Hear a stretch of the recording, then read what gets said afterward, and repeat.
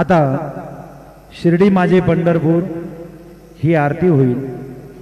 आरतीनंतर दर्शनास प्रारंभ होईल।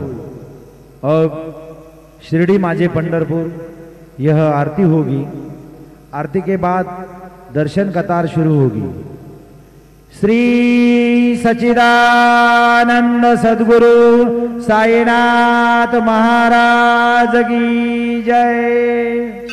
हरि ओम ब्रह्मज्ञानं प्रथमं पुरस्ताद्विसीमतः सूरुजोपेन आवः सबुधन्या उपमा अस्य बिष्ठाः सतश्च जोनिमसतश्च विवाह महायोगपीठे तटे भीमरथ्या वरं पुण्डरीकाय दातुं मुनीन्द्रैः समागत्य तिष्ठन्तमानन्दकन्दं परब्रह्मलिङ्गं भजे पाण्डुरङ्गं बर्हापीडं नटवरवपुः कर्णयोः कर्णिकारं बिभ्रद्वासः कनककपिशं वैजयन्तीं च मालां रन्ध्रान् वेणोरधरसुधया पूरयन् गोपवृन्दैः वृन्दारण्यं स्वपदरमणं प्राविशद्गीतकीर्तिः गुरुर्ब्रह्मा गुरुर्विष्णु गुरुर्देवो महेश्वरः गुरुः साक्षात् परब्रह्म तस्मै श्री गुरवे नमः। सद्गुरु साईनाथ देवताभ्यो नमः। प्रातः पूजनार्थे गन्धाक्षतपुष्पैः सम्पूज्य अदधूपः वनस्पतिरसोद्भूतो गन्धाढ्यो गन्धोत्तमः आग्रेयः सर्वदेवानां धूपोऽयं प्रतिगृह्यताम्।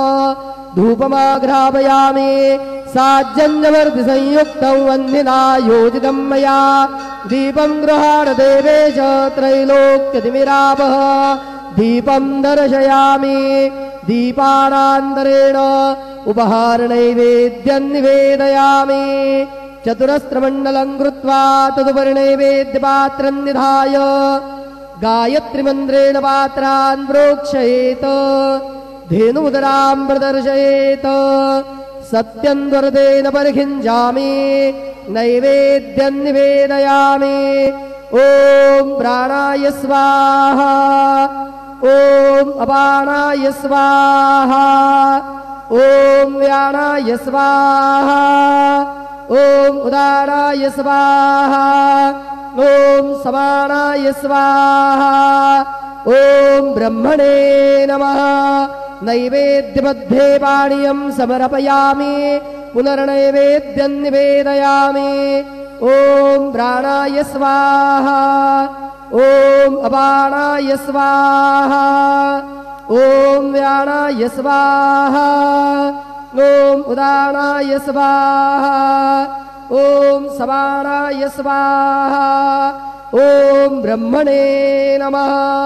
नैवेद्यं समर्पयामि हस्तप्रक्षालनं समर्पयामि मुखप्रक्षालनं समर्पयामि करोद्वर्तनार्थे चन्दनं समर्पयामि अधमङ्गल आरार्तिक्यदीपं दर्शयामि।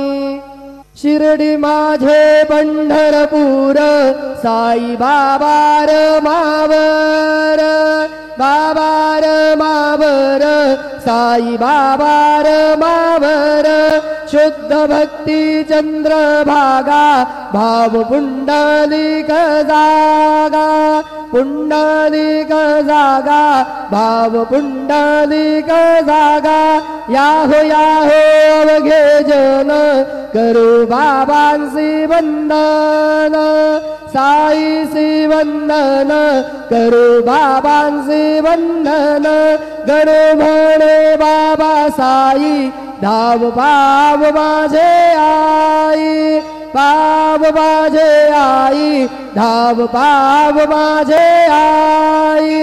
श्री सच्चिदानंद सद्गुरु साईनाथ महाराज की जय।